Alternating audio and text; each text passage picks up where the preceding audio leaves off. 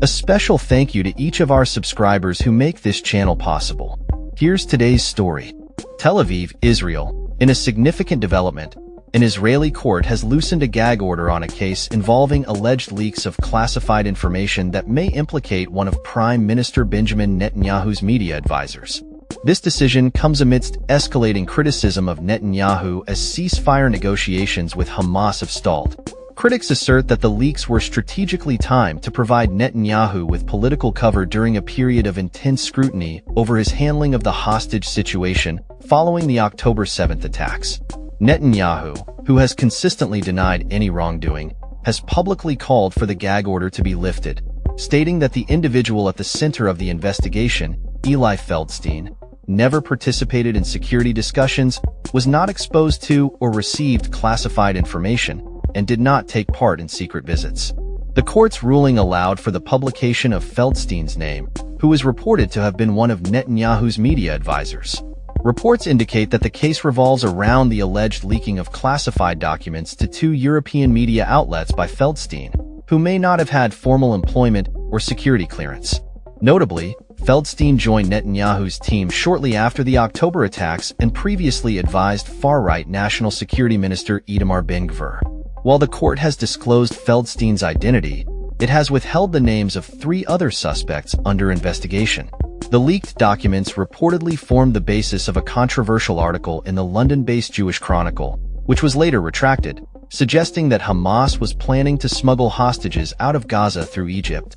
Additionally, an article in Germany's Bild newspaper claimed that Hamas was prolonging the negotiations as a form of psychological warfare against Israel.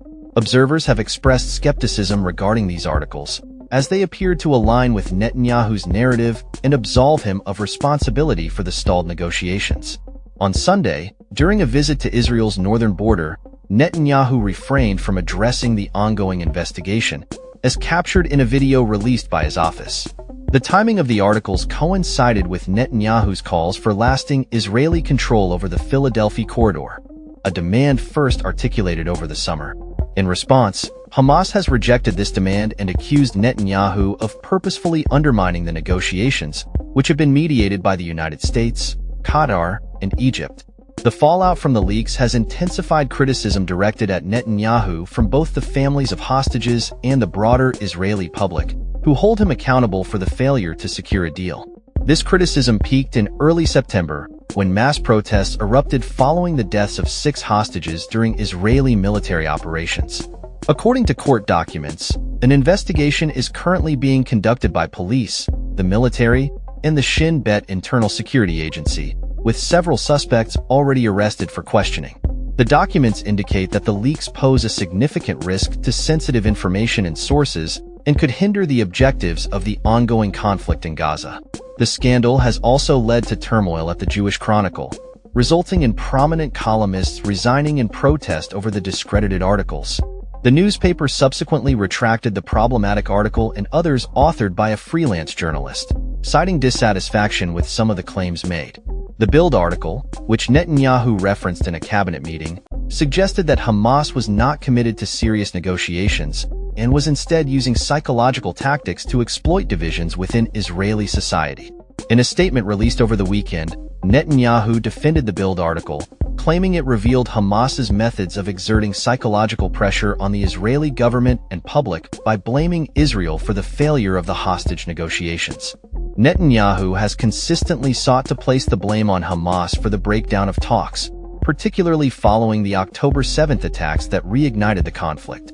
As the situation unfolds, Hamas continues to hold numerous hostages and has stated that their release is contingent upon a lasting ceasefire, a complete Israeli withdrawal from Gaza, and the release of a significant number of Palestinian prisoners. These demands remain unchanged, even after the recent death of Hamas's top leader, Yahya Sinwar, as negotiations facilitated by the United States, Egypt, and Qatar are set to resume. Netanyahu, who is currently on trial for corruption in multiple cases, faces increasing scrutiny over the allegations surrounding this latest affair.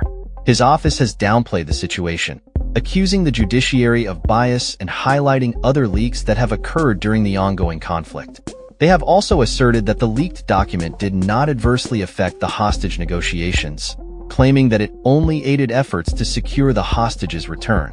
Critics, however, argue that the implications of the leaks are far more serious, with one commentator labeling the situation as one of the gravest affairs Israel has ever known. The unfolding investigation and its implications for Netanyahu's administration continue to be closely monitored as the political landscape in Israel remains fraught with tension and uncertainty. That's all for this story. We upload videos every day covering many different subjects, so hit that subscribe button to stay informed. Thanks for watching.